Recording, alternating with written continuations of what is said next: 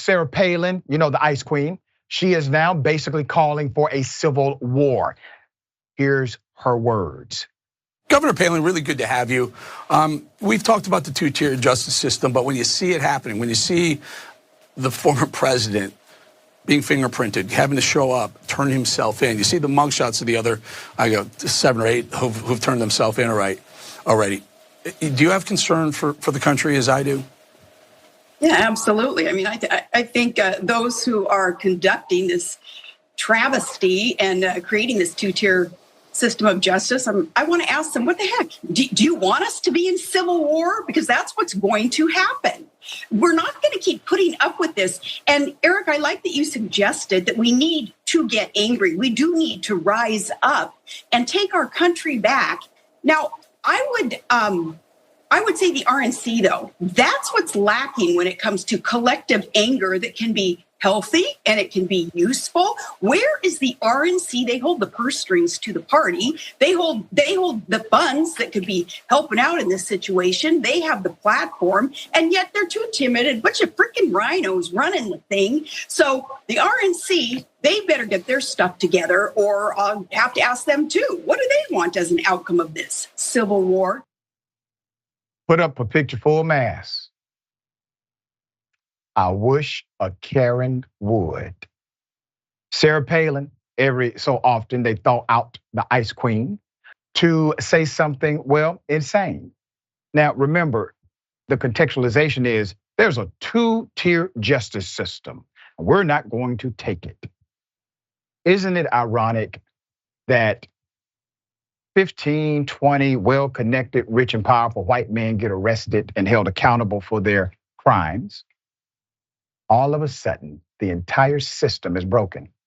But when millions, Black and brown and historically marginalized communities were being arrested, decades in this nation, not a word other than the system works. The warning comes after Trump refused to rule out civil war and possible open conflict when pressed about the matter with former Fox News host Tucker Carlson. This was on Wednesday night.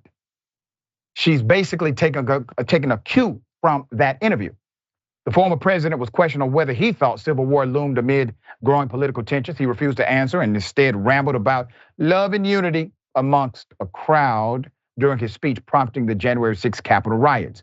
Trump had urged the crowd to action, their patriotism, claiming the election had been stolen by emboldened radical left Democrats.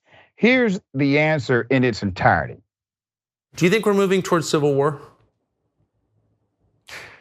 There's tremendous passion and there's tremendous love. January 6th was a very interesting day because they don't report it properly. I believe it was the largest crowd I've ever spoken before. And you know some of the crowds I've spoken before.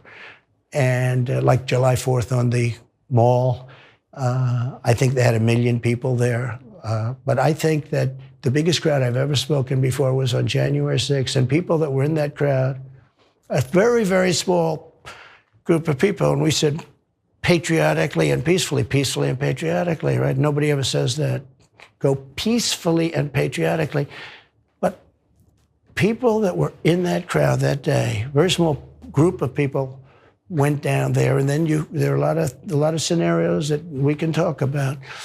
But people in that crowd said it was the most beautiful day they've ever experienced. There was love in that crowd. There was love and unity. I have never seen such spirit and such passion and such love. And I've also never seen simultaneously and from the same people such hatred of what they've done to our country. So do you think it's possible that there's open conflict? We seem to be moving towards something. I don't know, because I don't know what it, I can say this. There's a level of passion that I've never seen. There's a level of hatred that I've never seen, and that's probably a bad combination. Yeah, well, we beat y'all before, we'll beat you again, all right? Here's the thing. In a poll by YouGov, you got to see this poll. It's a hell of a poll.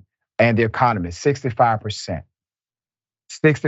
of all respondents said political violence had increased since the start of 2021.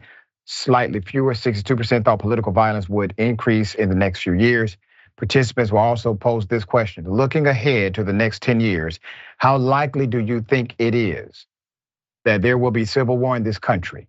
Among all US citizens, 43% said civil war was at least somewhat likely. Among strong Democrats and independents, that figure was at 40%. But among strong Republicans, over 50%, 54% says civil war is at least somewhat likely.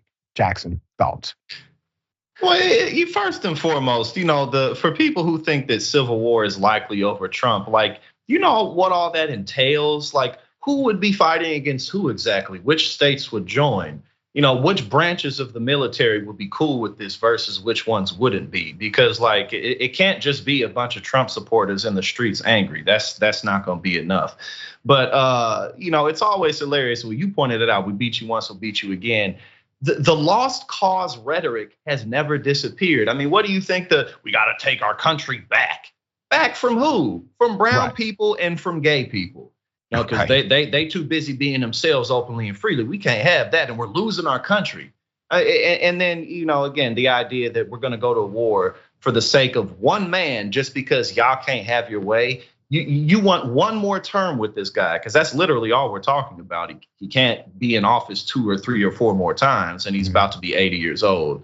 So the whole thing is just absolutely ridiculous. And I guess it's fitting that Sarah Palin is the one saying it, but she's not the only one saying it, as you just showed the poll. So that's right.